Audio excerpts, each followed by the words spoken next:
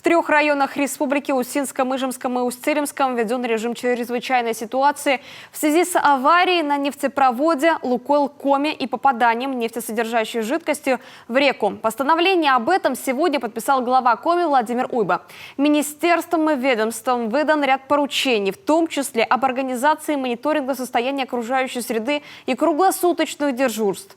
Обобщенную информацию необходимо ежедневно представлять в оперативный штаб по ликвидации последствий ЧС. Ряд рекомендаций вынесен и Лукойл-Коми. Продолжить мероприятие по ликвидации последствий аварийного разлива нефтесодержащей жидкости и ее попадания в реки Колва, Уса, Печора.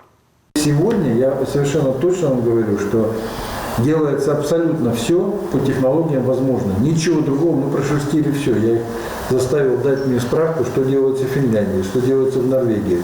Вот то же самое, что сейчас делают, начали делать в этом году впервые, начали делать вот боржевое блокирование льда, боржевое, то есть баржами переставляем под углом к течению реки, буксирами загоняем этот в искусственный вот этот вот затон, загоняем лед, экскаватором этот лед вытаскиваем в самосвалы и увозим, растапливаем на специальной площадке и собираем нефть.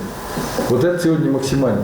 Потому что когда, еще раз говорю, идет лед, это вот разговоры так вот, там кто-то пришел и говорит, там что там, это просто сделать, просто они экономят деньги на это, ничего подобного.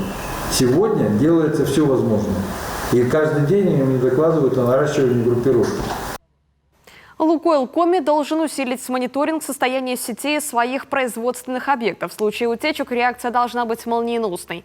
Причиненный природе ущерб нефтяники должны компенсировать. С жителями населенных пунктов, так или иначе пострадавших в этой ЧС, заключить соглашение о соцпартнерстве.